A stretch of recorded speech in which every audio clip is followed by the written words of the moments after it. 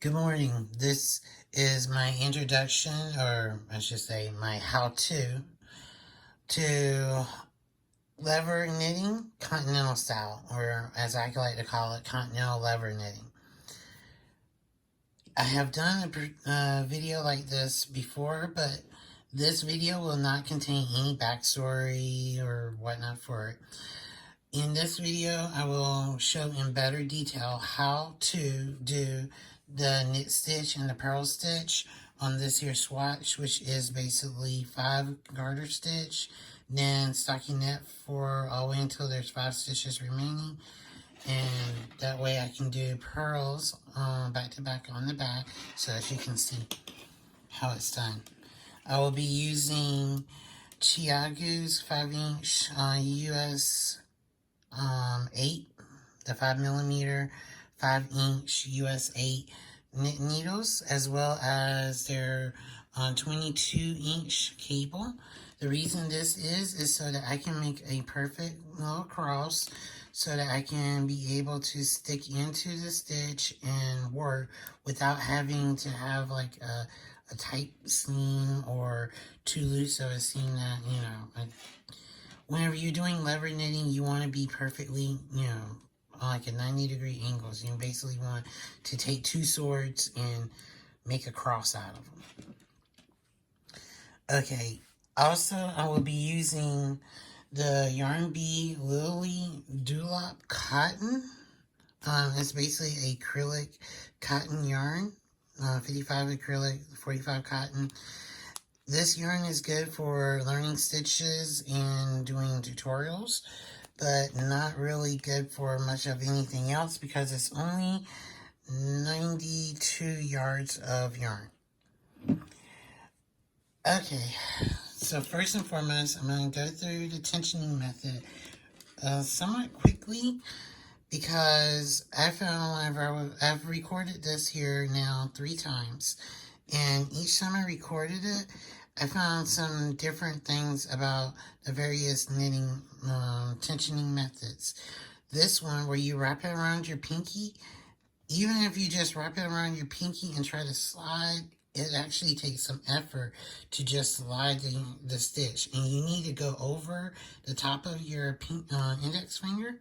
So when you do that, trying to slide the stitch is actually hard, and you can actually lock your pinky down and not be able to slide the yarn. I'm actually trying, and it's actually cutting the blood off to my finger.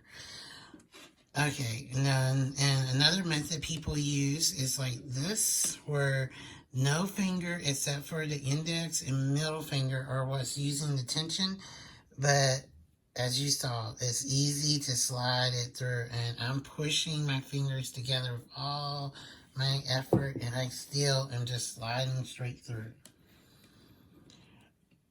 The method I use is actually to go over and under, over my ring finger and under my middle finger and over my index finger. You have to go over your index finger because it's what's used to help make your stitches. By doing this, my middle finger can be pushed down to make the yarn tighter and therefore not be able to slide, or I can let my middle finger up and it'll slide just as easy if I hadn't had any tension on at all.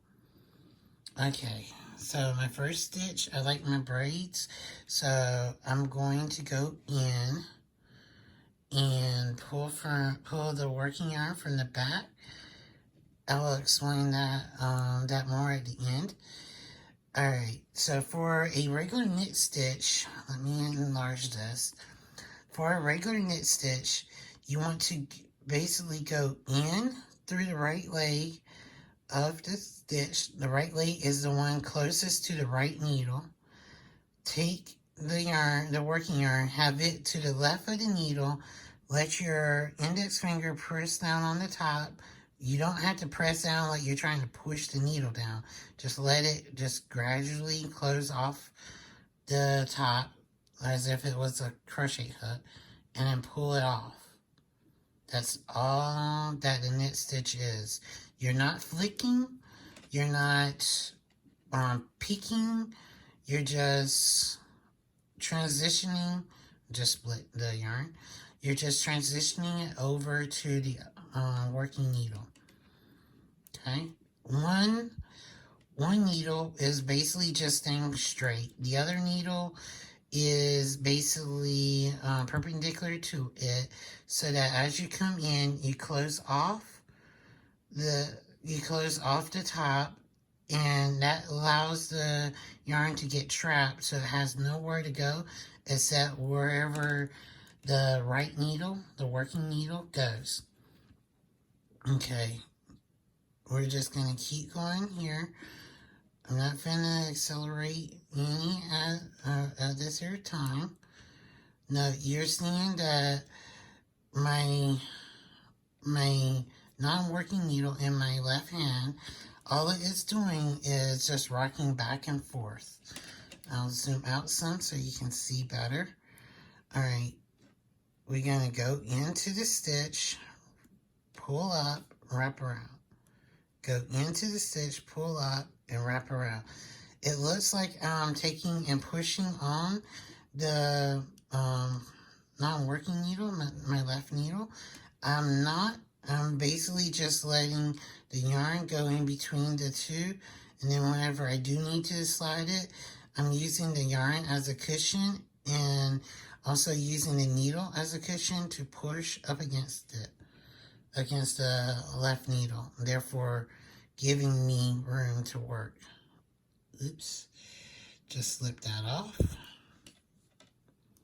Okay, I'm on peacock speed now, which, generally speaking, lever knitting is something you can do and do pretty fast, provided your yarn isn't cheap yarn.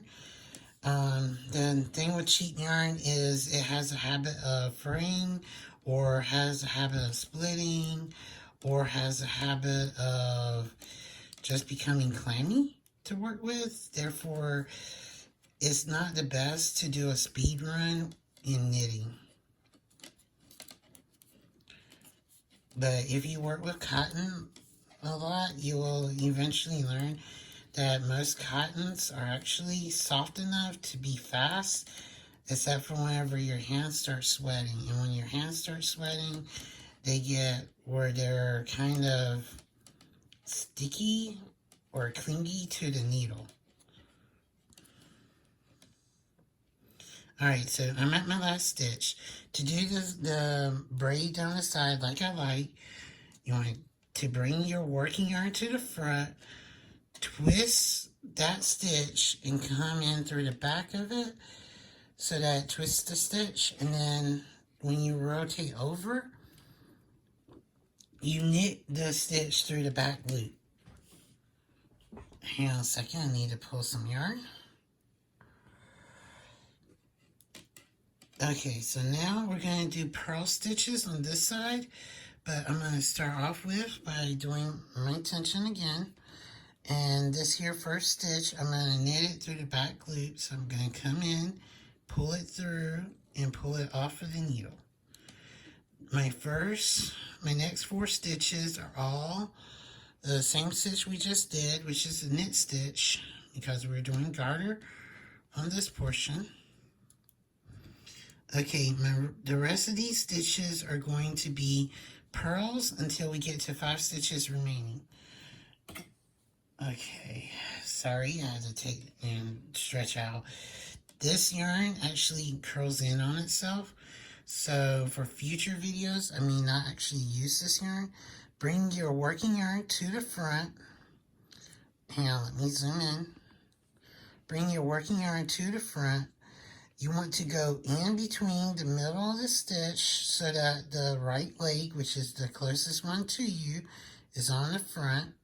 Okay, see, it's the closest one to me. Now, I want to take and I just lost my tension.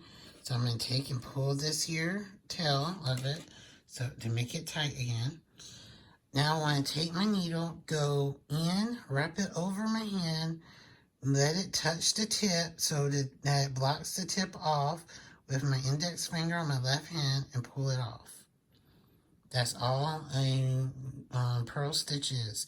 Do not, whenever you do this, do not take and rotate the your right needle, your working needle. Do not take and rotate it around like for instance, go in here like this here, rotate it around and do this number, because you can actually make it into a reverse stitch by doing that. Or not a reverse stitch, but into a twisted purl. You don't want to do that. You just want to let the actual stitch fall off on its own. So you basically come in here, lock it in, and pull down. Also, at the same time, you don't want to come in here and be in the wrong position, have the yarn to the left of the working needle so that the yarn comes in between the two. If you did this here number, it's also a twisted stitch. You don't want that either. Okay, so we're going to go in, come down, pull through.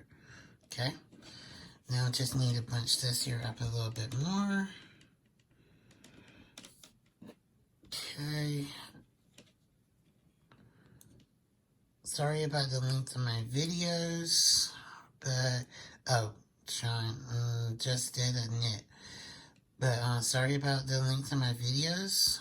I'm just trying to get as much information out as possible during them, and some of them get to be pretty long. If you are wondering why I'm grasping with like a closed grip on my work, it's because as I'm doing my work, when I come in, do this here number, I can feel the tip, and I can basically do my purls, my knits, blindfolded, because I'm only letting one stitch be off, being unprotected by my thumb. So even when I jumble them up, you'll notice I keep a hold of every stitch except for the lastmost stitch. So that way, whenever I'm coming in, I can feel the needle brush up against my thumbnail. And I know it comes around, I can feel it brush against my pointing finger's tip, my index finger's tip. I can bring it down and pull off. And I can feel when the tension comes off of the non-working needle, so that way I know that the stitch has fallen off. This is why I created lever knitting, Continental Lever Knitting, because, well, created it or rediscovered it, because it's something that allows you to knit and not be able to see what you're doing.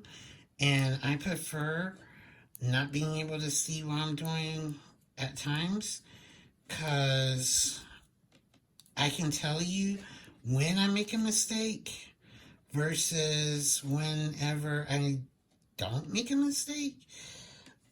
I can, alright, I'm getting it. I can tell you by doing this here method, when you make a mistake, you will know it, because the needle won't slide through the yarn with the same feel that it does whenever you're not making a mistake. If you're doing alternating stitches, like in C-stitch, you'll know whenever you did two knit stitches together, because the feeling will be off. It will feel wrong. I don't exactly understand how to best describe it, other than as you practice this method, you'll encounter that same feeling, and when you do, you'll also know it. But other than that, this here is all that this here tutorial was going to cover. Now, just like before, on my edge stitch, I'm going to bring the yarn to the front, rotate this stitch around so that the needle will come through, and pull it off of the non-working needle, which is in my left hand, and that will start me up for my next piece of my braid. Okay, please like, subscribe, and comment on this video and offer any advice, suggestions, or the like for future content. Thank you.